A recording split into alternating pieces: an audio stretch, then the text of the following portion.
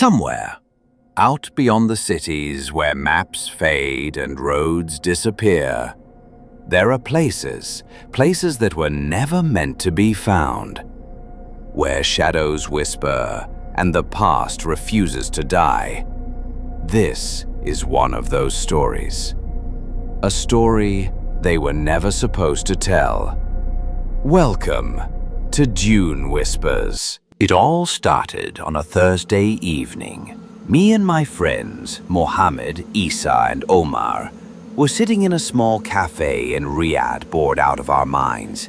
Mohammed said, "Guys, what do you think about going camping this weekend?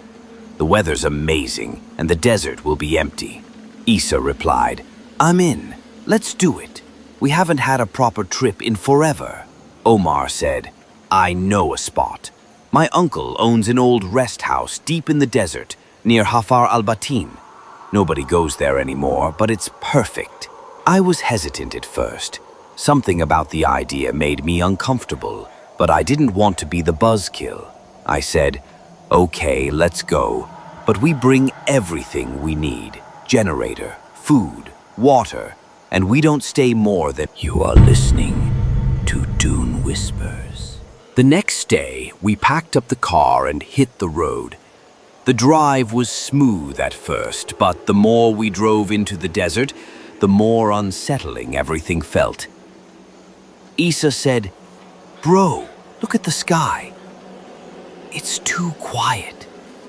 Mohammed replied, "Yeah, and that wind feels wrong." We finally arrived at the rest house. It was old, real old. Half the windows were broken, and the doors creaked like something out of a horror movie. Omar said, "Don't worry. It's been empty for years, but it's safe." I muttered, "It doesn't feel safe." You are listening to Dune Whispers. That night, we lit a fire outside. The stars were out, and for a moment, everything felt okay. Suddenly, we heard a whisper behind us. A voice said, "Who's there?" We all turned around. Nothing, no one, just darkness. Mohammed said, "You guys heard that, right?" Omar replied, "Yeah, that wasn't the wind." We tried to laugh it off, but deep down, we all felt it. We weren't alone.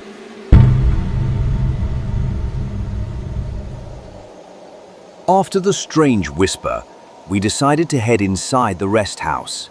We needed light, warmth, and, honestly, to feel like we were somewhere safe. Omar walked up to the old wooden door, pushed it open, and said, "Let's go inside. The wind's getting stronger." As soon as we stepped in, a gust of air slammed the door shut behind us. Isa jumped and said, "Yo, did you close it hard or something?" Omar replied, "Wallah, I didn't. It just slammed shut." We looked around. The place was covered in dust. Old furniture, some broken glass, and weird symbols on the walls. Mohammed asked, "What are these symbols? This doesn't look like normal writing." I looked closer and said, "Some of them look like they were scratched with nails." Isa took a few steps back and said, "Let's just sleep and leave early in the morning. This place is weird."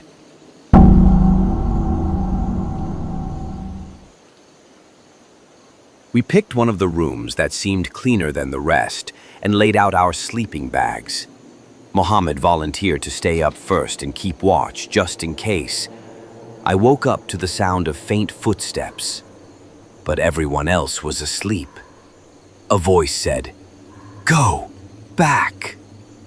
I sat up and whispered, "Who's there?" I looked toward the hallway and saw it. A dark, shadowy figure standing still. No movement, no face. I yelled, "Wake up! Somebody's in the house!"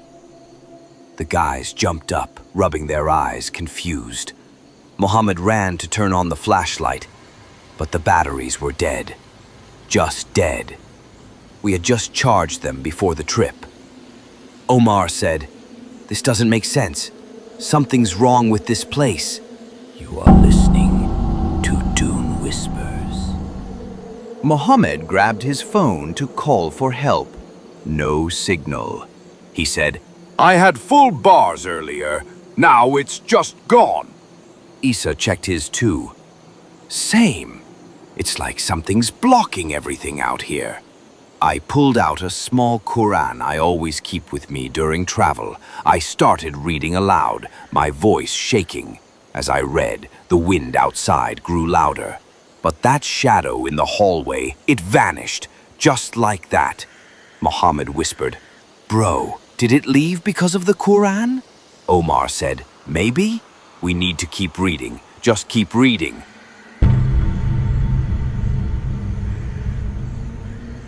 We waited until the first hint of sunlight. No one slept. Every sound in the house had us jumping.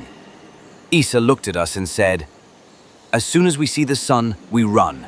No packing, no breakfast, just run." We nodded, agreed. The second we saw light through the cracks in the wall, we stormed out of the house and ran to the car. Mohammed yelled, "The car! The tires! Someone slashed them!" Omar shouted, "Get in anyway, I'll drive on the rims if I have to." We jumped in. Omar turned the ignition. It worked. Somehow. And we drove, slow and rough, until we got back to the main road. Days later, we sat in the same cafe where the idea began, silent, still shaken. I finally said, "I've been researching that house. It used to be a prison during the 70s. For people accused of black magic." Mohammed added, "There are stories about spirits trapped there, jinn who don't let outsiders sleep." Issa whispered, "We're lucky we made it out.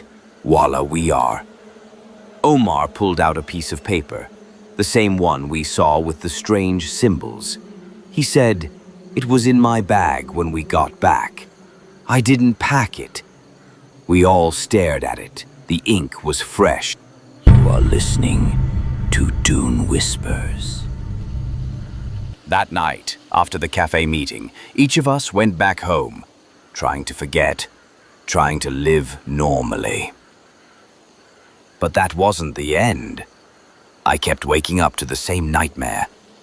A door opening on its own, a shadow standing in the corner, and the same whisper, "Come back." Omar called me a few days later and said, "I can't sleep anymore. That shadow, it shows up in the mirror." Issa swore he heard footsteps in his house while he was completely alone. No one believed him. And Mohammed? He vanished. His phone was off. His Snapchat never opened. Even his family had no idea where he was. I went back to my bag, searching for anything I might have missed, and I found a new paper. Same symbols, but this time a line was written clearly in Arabic beneath them.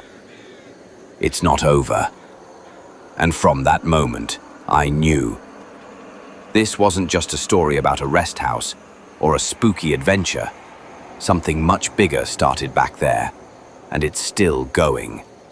Still waiting for us. Still calling. They thought it was over, that leaving the desert meant they left everything behind. But what started that night never really ended. The house, the whispers, they followed them back. One by one, something is still watching. And this was only the beginning. Dune Whispers will return.